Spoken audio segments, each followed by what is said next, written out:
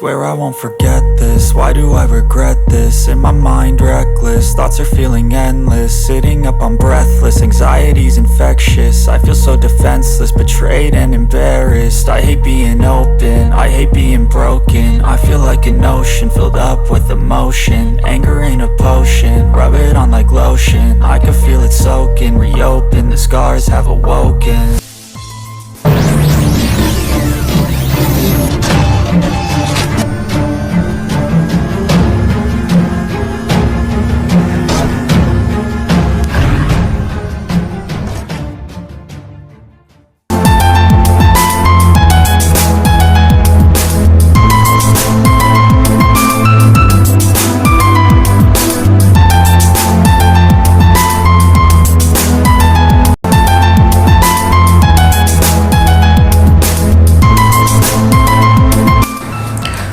Hello दोस्तों, मैं Swapnil Yadav नासिककर Swapnil YouTube channel से आप सभी का बहुत बहुत स्वागत करता हूं। दोस्तों, आज ट्विटर अकाउंट खोला तो सबसे पहले एक चौंकाने वाली खबर पढ़ने को मिली और वो खबर ये थी कि दोस्तों खबर पढ़ी तो बहुत गंभीर लगा, क्योंकि खबर भूतपूर्व क्रिकेटर गौतम गंभीर के बारे में थी।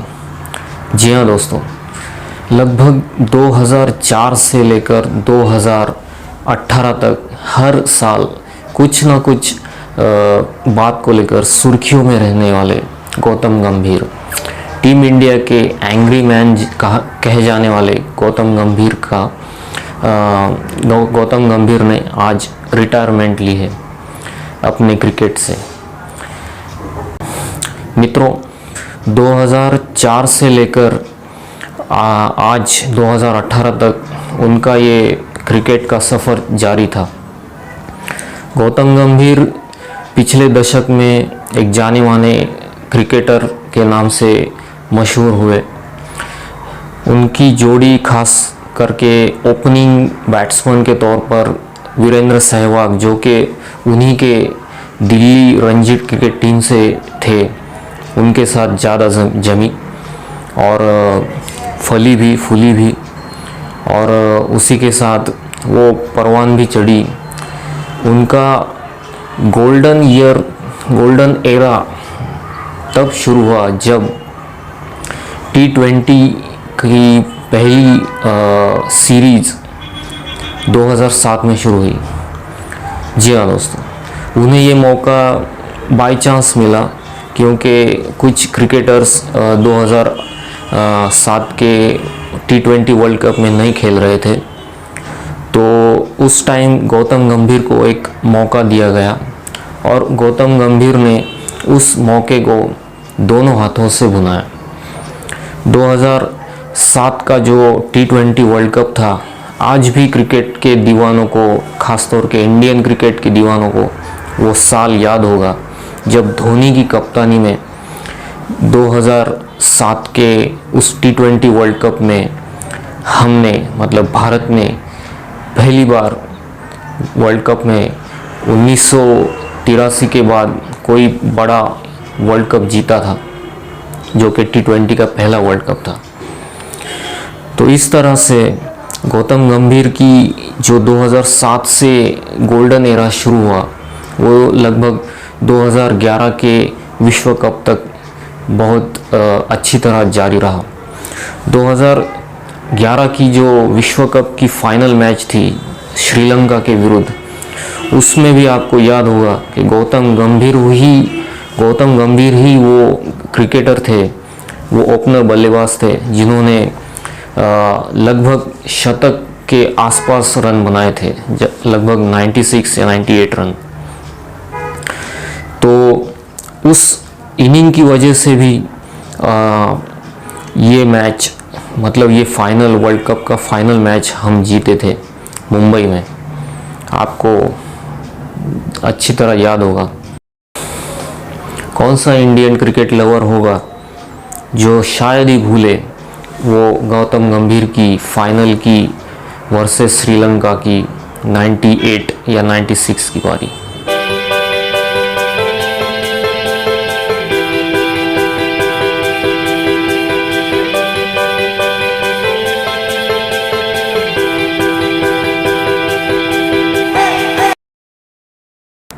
दोस्तों मुझे आज भी याद है, सन 2004 में मैं पुणे में कुछ अपने काम के सिलसिले में गया था।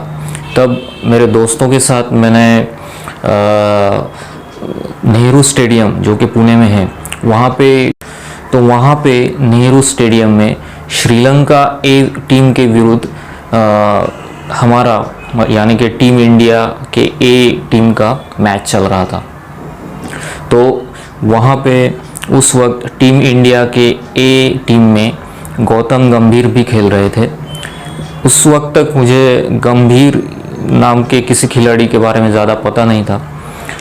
वैसे भी उस वक्त टीम इंडिया के ए में जो रोहन गावस्कर, सुनील गावस्कर के बेटे, तो उन पे सारी मीडिया की लोगों की नज़र थी कि वे कैसा प्रदर्शन कर रहे थे। उसी के साथ 150 किलोमीटर की रफ्तार से उस वक्त बॉलिंग डालने वाले एक खिलाड़ी की बहुत चर्चा थी जिनका नाम था मुनाफ पटेल। तो वो भी टीम इंडिया के ए टीम में खेल रहे थे। 4 दिवसीय क्रिकेट मैच थी ये पुणे में नेहरू स्टेडियम में। और उसी वक्त लगभग तीसरे या चौथे दिन का खेल शुरू था। मुझे थोड़ा थोड़ा याद है। उस वक्त स्कोर बोर्ड पे इंडिया में उस वक्त इंडिया के स्कोर बोर्ड पे 500 से ज़्यादा रन बन चुके थे। और उसी 500 के स्कोर के नीचे एक और नाम था जिसने मेरा ध्यान खींचा था। उस 500 स्कोर के नीचे 200 का एक और स्कोर लगा था जिसके आगे नाम था गंभीर। उस वक्त पहली बार गंभीर को नोटिस किया। तो दोस्तों इस तरह उनकी श्रीलंका के ए टीम के विरुद्ध अच्छा प्रदर्शन करने के कारण, डबल सेंचुरी मारने के कारण उसी साल टीम इंडिया में, इंटरनेशनल टीम में जगह मिली उनको। और फिर कुछ खास ऐसा आगाज़ हाइलाइटेड स्टाइल में तो नहीं हुआ था गंभीर का। बहुत सालों तक, मतलब 2007 तक अंदर बाहर टीम से होते रहे गौतम गंभीर। फिर वो दौर आया 2007 से लेकर 2011 तक का, जिसमें गौतम गंभीर टीम इंडिया के लिए एक बहुत ही महत्वपूर्ण बल्लेबाज बन गए। फिर वो ओडीआई हो या फिर टेस्ट मैच हो या फिर आगे चल कर जो आईपीएल के बाद T20 सीरीज चालू हुई उसमें भी। तो इस तरह से गौतम गंभीर का एक सफल करियर शुरू हुआ था। ये जो बैट्समैन है, ये ओपनिंग बैट्समैन, ये लेफ्ट हैंड का एक माहिर बल्लेबाज था, एक शैलीदार बल्लेबाज था। और उसकी बैटिंग देखते हुए बहुत ही मज़ा आता था, खास करके जब वीरेंद्र सहवाग के साथ उनकी एक्सप्लोजिव बैटिंग, उनकी बड़े बड़े लंबे छक्के देखने लायक थे। उनके बड़े बड़े लंबे छक्के बहुत ही देखने लायक थे। दोस्तों आपको याद होगा 2007 की वो T20 फाइनल जिसमें पाकिस्तान के विरुद्ध भारत का मैच था, उसमें गौतम गंभीर ने ही बहुत बढ़िया रन बनाए थे। और गौतम गंभीर ही वो खिलाड़ी थे जिन्होंने 2011 के वर्ल्ड कप में भी धोनी के अंडर कैप्टनसी के अंडर 96 रनों की एक पारी, बहुत बड़ी पारी खेली थी। हालांकि वो शतक से चूक गए थे, इसलिए वो पारी ज़्यादा लोग ध्यान में नहीं रखते, वो एक तरह से दुर्लक्षित हो गई थी। लेकिन वो पारी बहुत महत्वपूर्ण थी श्रीलंका के विरुद्ध भी 2011 तक में। उसमें कसौटी, T20 और ओडीआईज में उन्होंने बहुत सारे रन्स बनाए, बहुत शतक बनाए, बहुत अच्छी पारियाँ खेली। उसके बाद भारत को बहुत अहम जीत भी दिलाई कई सीरीज़ में, आउटडोर हो या फिर इंडिया में हो, श्रीलंका हो, ऑस्ट्रेलिया हो या न्यूजीलैंड हो या फिर साउथ अफ्रीका हो, हर जगह उन्होंने शतक बनाए।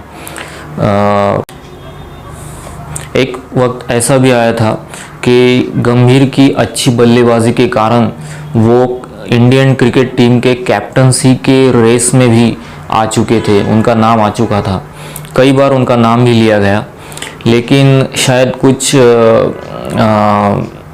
बड़े प्लेयर्स के रिकमेंडेशन के कारण, जिनमें सचिन तेंदुलकर का भी नाम आता है, उन्होंने शायद मीडिया में ऐसी खबर आई थी कि धोनी को रिकमेंड किया था कैप्टनसी में, और फिर सिलेक्टर्स ने धोनी के नाम को फाइनल किया था कैप्टनसी में, और उसी के कारण 2011 का वर्ल्ड कप जो था वो गौतम गंभीर को धोनी के अंडर खेलना पड़ा। ऐसा नहीं था कि सिर्फ धोनी ही उस वक्त कैप्टनसी की दौड़ में थे या गंभीर ही थे, युवराज सिंह भी बहुत बड़े प्लेयर थे उस वक्त, उनका भी प्रदर्शन काफ़ी अच्छा था। उसी के साथ कुछ नामी गिरामी प्लेयर्स की नाम भी शामिल थे। मोहम्मद कैफ भी थे, लेकिन मोहम्मद कैफ कैप्टनसी की दौड़ में तो नहीं थे, लेकिन बहुत बड़े क्रिकेटर थे। सुरेश रैना थे, और भी कई क्रिकेटर्स आते जाते रहे, लेकिन गौतम गंभीर जो थे 2011 तक इंडियन टीम में बहुत ही अच्छा प्रदर्शन करते रहे। लेकिन इसके बाद कुछ ट्विस्ट आया, गौतम गंभीर के बैटिंग को जैसे कुछ ग्रहण सा लग गया, उनकी रनों की जो भूख थी वो शायद हमें लगने लगा कि थोड़ी सी 2011 के बाद कम हो रही है। तो 2011 के बाद का ही वो पीरियड था जब गौतम गंभीर फिर से एक बार टीम से अंदर बाहर होने लगे। लेकिन तभी 2008 में जो आईपीएल की शुरुआत हुई थी उसमें भी वो बहुत अच्छी तरह प्रदर्शन कर रहे थे। पहले तो दिल्ली डेयरडेविल्स में खेलते रहे, फिर उनको कोलकाता नाइट राइडर्स का कैप्टन बनाया गया।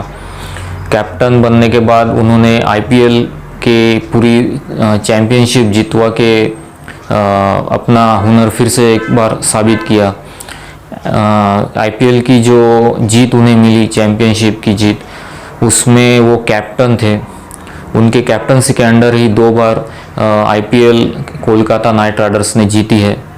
तो ये भी एक बड़ा योगदान था गौतम गंभीर के करियर में। दोस्तों, गौतम गंभीर ने 2013 में अपना आखिरी वनडे मैच खेला था और सन 2016 में अपना आखिरी टेस्ट मैच खेला था, वो इंग्लैंड में। और उनके अगर टेस्ट करियर की बात की जाए तो 58 टेस्ट मैचेस खेले, 147 ओडीआई मैचेस खेले और 37 T20 मैचेस भी उन्होंने खेले थे। टेस्ट मैच की बात की जाए तो 9 सेंचुरीज उनके नाम थी, 22 हाफ सेंचुरीज उनके नाम थी और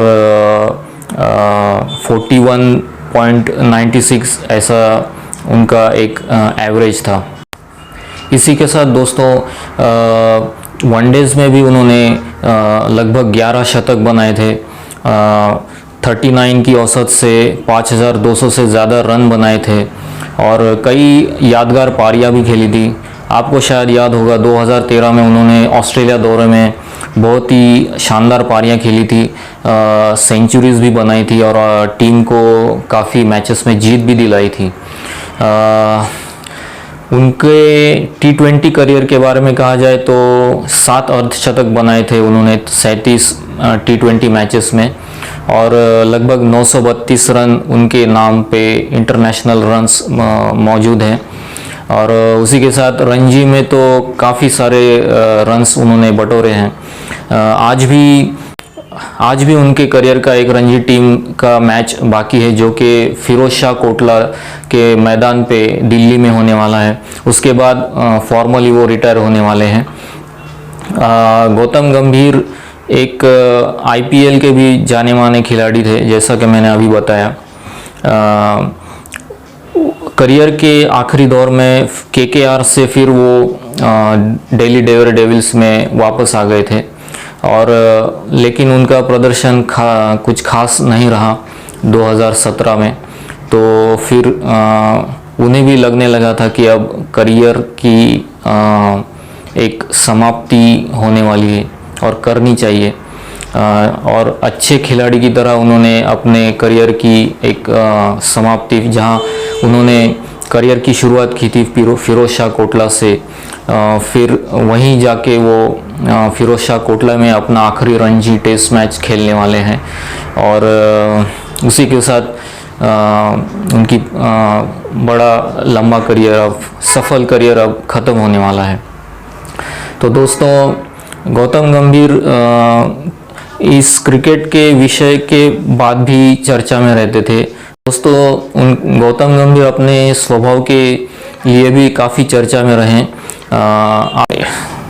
दोस्तों, इस टीम इंडिया के एंग्री यंग मैन की खासी चर्चा तब हुई थी जब एक वनडे मैच में शाहिद अफरीदी ने उनको कुछ बयानबाजी की थी, और उसके जवाब में गौतम गंभीर चिढ़ गए थे काफ़ी, और रनिंग लेते वक्त उन्होंने अफरीदी को एक धक्का मार दिया था। उसके बाद काफ़ी बवाल भी मचा था, दोनों में हाथापाई की नौबत भी आ गई थी, लेकिन कुछ खिलाड़ी और अंपायर्स की वजह से वो टल गई। उनकी बयानबाजी मीडिया में भी काफ़ी चर्चा का विषय रहती थी। बहुत से टीवी चैनल्स उनको, न्यूज़ चैनल्स उनको क्रिकेट पे कमेंट्री करने के लिए या फिर कोई भी सामाजिक विषय हो उस पर कमेंट्री करने के लिए बुलाते थे, और वो भी जाते थे और अपनी बेबाक बयानबाजी और निर्भीकता से अपने विचार रखने के लिए काफ़ी जाने जाते थे। काफ़ी बार उनको करियर में इस बात का नुकसान भी हुआ था। और 2016 के बाद तो सिलेक्टर्स जो थे उन्होंने उनको टोटली इग्नोर कर दिया था, उन्हें कभी सिलेक्ट नहीं किया। लेकिन गौतम गंभीर भी चुप बैठने वाले नहीं थे। उन्होंने लगातार IPL में रन बना के सिलेक्टर्स को जगाने की कोशिश की। तो इस तरह से उनका काफ़ी करियर ऊंच नीच से भरा था। और फिलहाल हम तो यही याद रखेंगे उनकी अच्छी पारियां, उनके अच्छे रन्स, उनकी मौजूदगी में जो टीम इंडिया ने बाहर और यहाँ बड़ी बड़ी जीतें टीम इंडिया के नाम की, फिर वो ऑस्ट्रेलिया में जाकर हो या साउथ अफ्रीका में जाकर हो या वेस्ट इंडीज़ में जाकर हो या फिर घरेलू मैदानों पे, वो सब पारियां हम याद करते रहेंगे। गौतम गंभीर और उनके लेफ़्ट हैंड की बल्लेबाजी हमें बहुत सालों तक याद रहेगी, हमें बहुत सालों तक याद रहेंगी। इसी के साथ हम ये एपिसोड अब कंप्लीट कर रहे हैं, लेकिन जाते जाते आपको एक अपडेट दे रहे हैं कि कल से यानी कि 6 दिसंबर से ऑस्ट्रेलिया और इंडिया के बीच एक 4 टेस्ट मैचों की सीरीज शुरू होने वाली है। बहुत रोमांचक सीरीज़ होने वाली है। और नासिक का स्वप्निल जाधव यूट्यूब चैनल पे हम हर टेस्ट मैच के हर डे एंड में एनालिसिस करने वाले हैं। और ये एनालिसिस हम स्ट्रैटजीज, टीम की स्ट्रैटजी क्या होनी चाहिए, इंडिया की विपक्षी टीम की स्ट्रैटजी क्या है, पूरे दिन में उन्होंने हर खिलाड़ी ने कैसा प्रदर्शन किया, उस सारी जानकारी को, उस सारी रोचक जानकारी को आपके सामने लेके आएंगे। और हर टेस्ट मैच कैसे करवट बदल रहा है, कैसे नाटकीयता उस टेस्ट मैच में आ रही है, इस सब की रोमांचक जानकारी आप तक सिर्फ और सिर्फ नासिक का स्वप्निल यूट्यूब चैनल पे ही आएगी। इसलिए अगर आप नए सब्सक्राइबर हैं और आप पहली बार ये वीडियो देख रहे हैं, ये चैनल देख रहे हैं, तो दोस्तों ये चैनल सब्सक्राइब ज़रूर कर लीजिए। और गौतम गंभीर के विषय के बारे में हमने जो ये वीडियो बनाया है वो आपको कैसा लगा, इसके लिए वीडियो के नीचे जो कमेंट बॉक्स होता है उसमें कमेंट करें। और ये वीडियो अगर अच्छा लगा हो और ऐसे ही अच्छे वीडियो आप तक पहुंचाने के लिए हम जागरूक रहें, इसके लिए आप सिर्फ एक बात कीजिए कि वीडियो के नीचे जो थंब का लाइक का बटन है वो प्रेस कर दीजिए, और नए सब्सक्राइबर हैं तो सब्सक्राइब भी कर दीजिए। इसी के साथ मैं स्वप्निल यादव आपसे फ़िलहाल के लिए विदा लेता हूँ। नमस्कार। तो दोस्तों, सब्सक्राइब करें हमारे नाशिकर स्वप्निल यादव यूट्यूब चैनल को और साथ में नए वीडियो की नोटिफिकेशन के लिए बेल आइकन भी प्रेस करें। धन्यवाद।